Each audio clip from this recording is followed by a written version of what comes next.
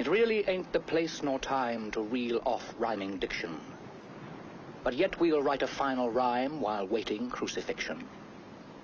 For we bequeath a parting tip of sound advice for such men who come across in transport ships to polish off the Dutchmen. If you encounter any Boers, you really must not loot 'em. And if you wish to leave these shores, for pity's sake, don't shoot 'em.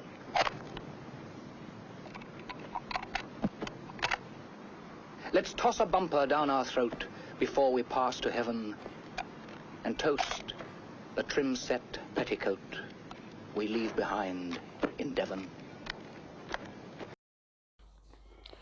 Letters from the front. The Mount Alexander Mail, 26th of May, 1900. Mr. D. Wilkinson of Castlemaine has received the following letter from his son, Private George Wilkinson, who was a resident of Ladysmith during the siege. The letter is dated the 2nd of April and written at Ladysmith. Quote, "The line was out on November the 3rd, and as no more supplies were forthcoming to individual regiments, I left at once and started taking photos till material ran out. I saved a few plates for the relief, and am very glad I did so, as I got some good plates of the triumphal march of General Buller into Ladysmith on November the 8th. I was standing at the post office corner when a 100-pound shell burst right in front of me. There were several persons standing about, but none were injured. On November the 13th, the enemy had been shelling the town for the past fortnight, but no damage done beyond killing a K and 2 mules, and 2 houses damaged. November the 15th, shell from the Umbulwana burst over railway platform, killing a guard and a collie, and wounded a fellow boarder, bullet through ankle. November the 19th, position still the same. We have built an underground cabin and fortified in well, as the fire has been drawn in our direction by wagon loads of provisions being placed at the back of our house. On Saturday at dusk, a shell came through the Royal Hotel and carried away 2 legs of a doctor who stood on the pavement. He died shortly afterwards. November the 24th, 2 men killed and 9 wounded at Liverpool camp. 2 men died the following day. November the 26th, 2 Boers came into camp and surrendered, glad to be out of action. November the 30th, enemy still shelling. 1 shot struck the town hall hospital, killing 1 patient and wounding 5 others. Right through the siege, the sameness of their operations was apparent. A friend of mine was showing a photo to a baker and was surprised to see the top of the baker's head fly off, and could hardly realise that it was done by a shell. It was so sudden. About the most daring thing done during the siege was the capture of 4 guns from Lombard's Kop on the morning of December the 6th, and 3 were blown up. The regulars had no part in it. The IIH and Natal Carbineers under General Hunter did the work. The officers of the ILH, had the breech block of the 100-pound gun still, and another big gun was blown up on the 11th, but 26 men were killed and many wounded. On the 15th of December, a shell burst into the house next to me, and a man sitting at breakfast had the cup taken out of his hand by it. He was just about to have a drink. 3 more fell within 6 yards of the house within 15 minutes. On the 23rd at 6 a.m, a shell burst about 3 yards short of my window, and 2 others came within 6 yards. On Christmas Day, a shell struck on the middle of the roof and carried away the front of the place, severely wounding 2 fellow boarders. The Boers only made 2 determined attempts to get into town, but were repulsed with great loss. January the 6th was the most trying time experienced during the siege. The Boers attacked between 1 and 2 o'clock in the morning and almost took 2 most important positions by surprise. The fighting that day lasted 17 hours, and in the end the Boers retired, leaving a large number of dead in the field. In the afternoon, a very heavy thunderstorm with hailstones, some of them 2 inches square, broke out, and helped our soldiers considerably in that the wind blew in the face of the enemy. The Boers showed the black side of their nature then. Some of the wounded they stripped and battered their naked bodies to pulp. We all hoped our soldiers would get a good chance at them in the open and destroy them utterly. I will send you a lot of photos which will give you some idea of the situation. During the latter part of the siege we had quarter rations, 1¼ pound biscuits and ¼ pound of bone and gristle, almost a minus quantity. We have eaten horse, mule and donkey. Our naval guns started the ball properly on the afternoon of the 28th of February. The Boers were retreating from the district after Buller's success, and we noticed a derrick above the ramparts of the Boers' guns. Every naval gun we had opened fire on it, and 'twas grand to see we had opened fire, and it was grand to see the Boers run in every direction. The derrick was carried away with one shot, and before dark the advance party of the relief column rode in. The Boers got the gun away under cover of darkness, our troops being unequal through short rations to attack and rescue it. Oh, what a night of rejoicing it was in Ladysmith. General Buller came in unofficially the next morning, but returned to his camp and came in with all his glory on the Saturday. Even the sight, 'twas the sight of a lifetime. The troops he brought in took 3 hours to pass a given point, and they marched at a brisk pace, being well acquainted with the country between here and Colenso. It is surprising to see that Buller ever got in. It appears that the Boers intended taking Ladysmith the day we were relieved, but Buller was too many for them. What a come down for them. They have been driven from the most impregnable position in South Africa. Our great weakness was insufficiency of ammunition. Our large guns only had 2 rounds left when the relief came, but they fired 30 or 40 rounds on the Umbalawana that day. Our guns were for weekly as silent as there was no war in order to husband our ammunition. Of course, our field guns had a good supply, but they were outdistanced by the long range of the Boers. Letters and telegrams cost us £1 each to get through. Considering that 13,700 shells were fired into Ladysmith, the damage done is practically nothing. Most of the deaths during the siege from fever, etc., not wounds.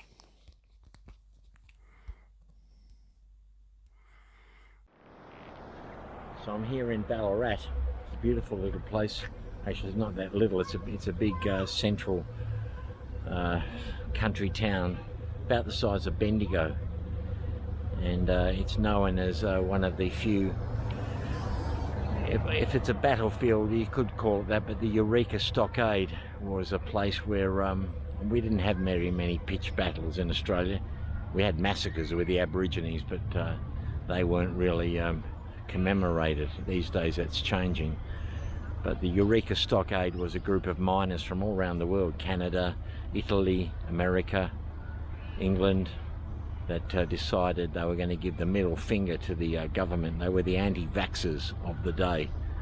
A new tax had been imposed, and they weren't happy about it. They didn't have many rights, and the police were quite harsh in enforcing this new, I think it was a license to mine, and so they formed a stockade, and they opened fire on the police on a Sunday morning, and quite a lot of those miners were killed, and some of the troopers were killed as well. But that is the Eureka Stockade, and they hung a flag of the Southern Cross, which was blue and white. Now you can see that flag a lot around Australia, particularly in the 70s and 80s. The unions used to use that flag. Anyway, I digress. We're here for the Boer War, but while we're here, here's old Vicky. Wow. Pretty good, eh? Got a chin on her a bit like I do. Now this is Sturt Street, which is the main thoroughfare through Ballarat. You can see the old gold, the wealth of this place, the old town hall. And I should have known when finding Boer War monuments to look directly outside the town hall, because they were always given prominence. This is one of the best in Victoria. Now, I also mentioned when we were in Bendigo how impressive that one was, but that pales into insignificance when we come upon this monument to the boys that went to the Boer War in honour of Australian soldiers who fought in South Africa, 1899 to 1902. With a magnificent bronze of his legs broken off. What the hell? He's a trooper. He's lifting up his mate. Probably the Boers are raining fire down. As we hear in the letters, often the horses get shot. This fellow would have lost his horse, and his mate is hoisting him up onto the saddle to save his scrawny ass from the Boers. Now this has actually got all the names. 1st Victorian Contingent. I wonder if Salmon would be there. He was a captain, wasn't he? There he is. Captain Salmon, RW. Right. Okay. It must be in rank they're listed. Foundation stone laid 18th or 13th of May 1901 by His Royal Highness the Duke of York, George V. Wow. Unveiled the 1st of November 1906 by His Excellency Baron Northcote, Governor General of Australia. Wow. Oh, look at that. These are the ones who died. There's a war correspondent died, Lambie. There's quite a lot of them, isn't there? I mean, for the... Oh, there's the Tasmanian contingent. Oh, it's all the... Oh, there's the Scottish Horse. Remember in Maryborough we saw a fella that had died from the Scottish Horse? Wow. I mean, if you consider how many Australians were living in this country at the time of the Boer War, and you correspond it to the Vietnam War, we actually lost more men in the Boer War than we did in Vietnam. There's the New Zealand contingent. Okay, well that's pretty impressive. So there he is, yeah, can't really get him. I wonder where the leg went to.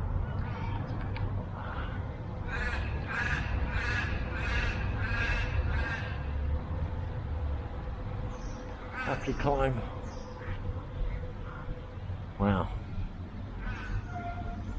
Possibly the best in Victoria. What do you think? Stop recording. I'm in the magnificent, I think it's the Christ Church in Ballarat. It smells of incense, but as promised, folks, wow, we have a real special memorial to a veteran that died in hang on, I'm looking at the wrong one. There must be two Coulters. Okay, it must be the same family, but the one we're after is loving memory of Lieutenant Sydney R. Coulter, killed in action at Rietvlei, Vryheid, South Africa, August the 27th, 1901. It's that gorgeous bronze again. The Coulters must be a family of Ballarat folk that gave their sons away to these foreign wars. So this is a lovely place to be remembered.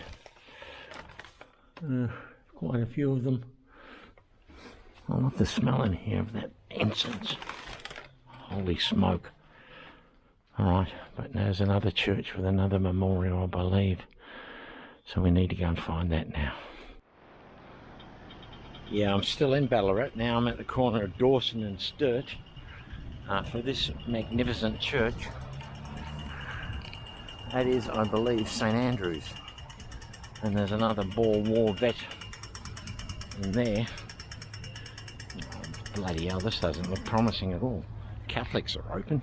They're open for business. Oh, no. This is a... wow. As you can see behind me, I'm here inside. I managed to get in the grounds of St Andrews. It was originally a Presbyterian church, But no, it's got big signs, private property, only church staff. They do have a service here at 10 AM on a Sunday, which rules me out. But anyway, pretty impressive, isn't it? This Ballarat was founded on gold. Everything is big here. Remember we used to come to Sovereign Hill, which is like a recreation of a gold mine of the gold times, you know, with people in dress as troopers and old style shops, and we used to love it. Yeah, Sovereign Hill. I think they filmed, and if they want to recreate the gold era, they use Sovereign Hill to film in. Anyway, doesn't look like we're going to get to see Grant's plaque in this church, which is a bit disappointing.